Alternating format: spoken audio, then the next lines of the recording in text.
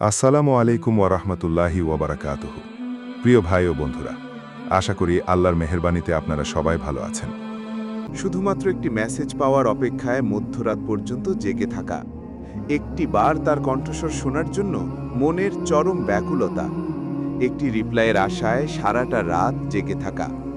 প্রথম দিকে তার প্রতি তেমন একটা দুর্বলতা কাজ না করলেও দিন দিন অনেক বেশি দুর্বল হয়ে পড়া, তাকে হারানোর ভয়ে চোখের অঝরে অশ্রু ঝরে পড়া।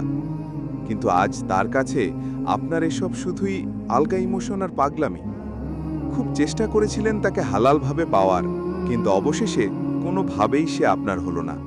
বুকের মাঝে হাজারটা কষ্ট চাপা রেখেও চুপ হয়ে গেলেন আপনি, একদম চুপ। মাঝে মাঝে কিছু প্রশ্ন আপনাকে খুব করে নাড়া দেয়। সে আমার সাথে কেন করলো এমনটা? আমি তো তাকে হালালভাবেই চেয়েছিলাম, তাহলে আল্লাহ আমাকে তাকে কেন দিল না?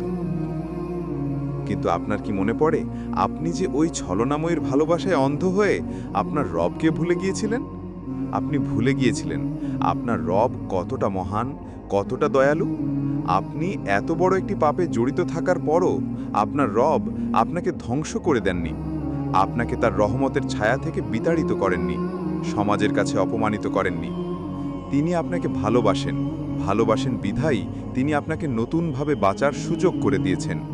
কষ্ট নামক নেয়ামত দিয়ে আপনাকে সিজদায় পড়ে অঝরে কাঁদার সুযোগ করে দিয়েছেন। তাকে আপন করে নেয়ার আরও একটি সুযোগ দিয়েছেন। যে আপনার জন্য অকল্যাণ তাকে আপনার থেকে দূরে সরিয়ে দিয়েছেন। তিনি আবারও আপনাকে মনে করিয়ে দিয়েছেন, আমার বান্দা, ভেঙে পড়ো না, নিরাশ হয়ো না। আউযু বিল্লাহি মিনাশ শাইতানির রাজিম। এবং শীঘ্রই তোমার রব তোমাকে এত পরিমাণ দান করবেন যে তুমি সন্তুষ্ট হয়ে যাবে। সূরা আদ-দোহা আয়াত 5। ফিরে আসুন মহান রবের কাছে, তিনি ছাড়া আপনার আর কে বা আছে? ফি আমানিল্লাহ। আবারও আমাদের কথা হবে নতুন কোনো ভিডিওতে। ভালো থাকবেন। আসসালামু আলাইকুম ওয়া রাহমাতুল্লাহ।